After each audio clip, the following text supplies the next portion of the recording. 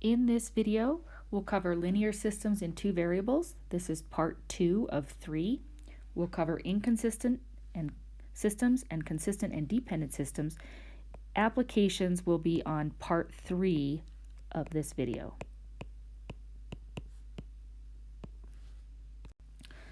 So, continuing where we left off, we want to solve this system of equations. We can solve this two different ways. Just for practice, I think this one we should do with elimination. And to do that, we want to create a situation where one of the variables, whether it be x or y, has opposite coefficients. So in this particular case, let's eliminate the x's.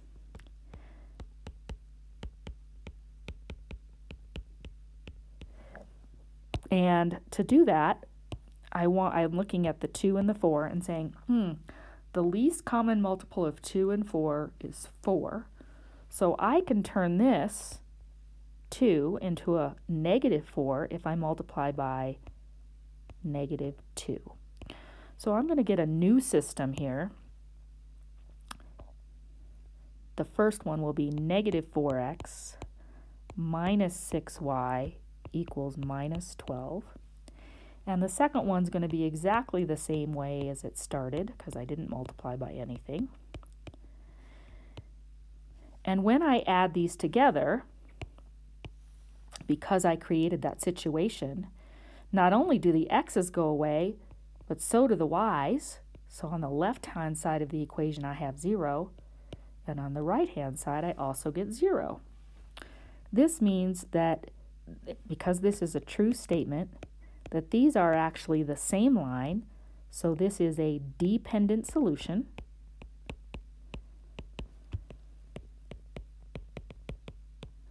These are dependent lines.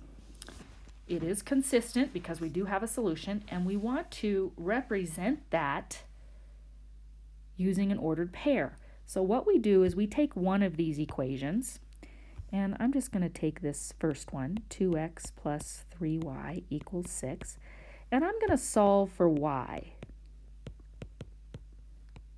So I know that when I do that, I'm going to subtract 2x, and I divide by 3, that I have y in terms of x, so minus 2/3 x plus 2.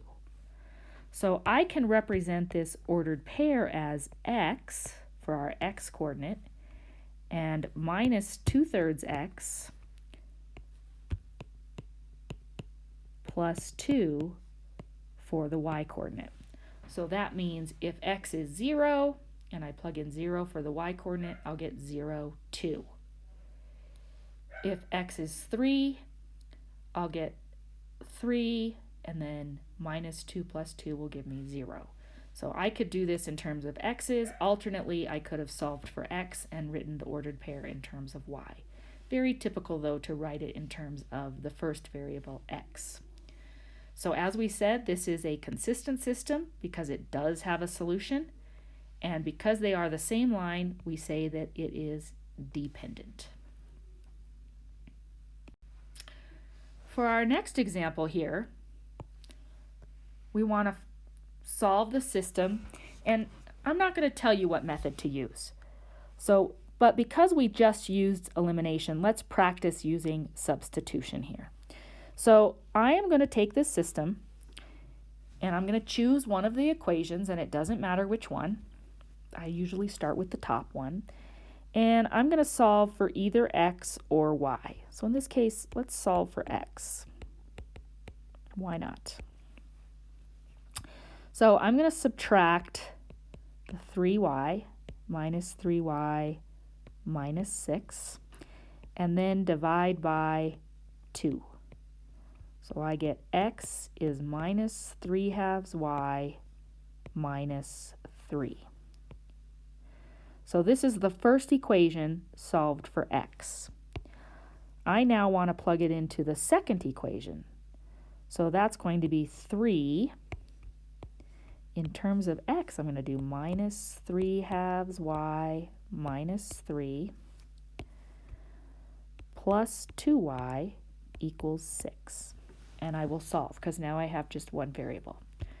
So distributing, I get minus 9/2 y minus 9 plus 2y equals 6.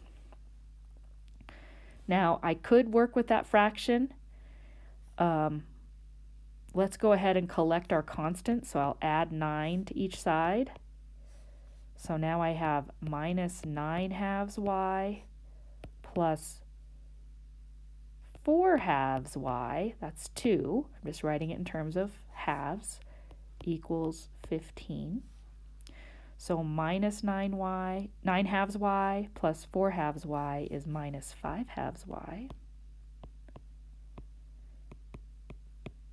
And then to eliminate this, I'm going to multiply by negative 2/5. That will make this cancel, and we're left with y is equal to negative 6. So at this point in our ordered pair, we have our negative 6, and we have to plug in to get the y, or the x value. So we'll plug it in right here, since we've already solved for x, and we'll get x equals minus 3/2 times minus 6 minus 3.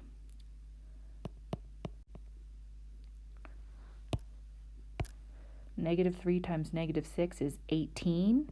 So we have 18/2 minus 3. 18/2 is 9. And 9 minus 3 is 6. So we end up with x is 6 and y is negative 6. Now remember, when you're solving a system, this ordered pair has to work in both of those equations. So that's a good way to check. If we check this in the first equation, we get 2 times 6 plus 3 times negative 6 equals negative 6. So 12 minus 18, that works. And then if I plug it into the second one, we get 3 times 6, which is 18, 2 times negative 6, which is 12, so 18 minus 12 is in fact 6. So we can check our values. Because we have a solution, we say it is consistent. And because I have a solution and only one solution, we know these are two independent lines.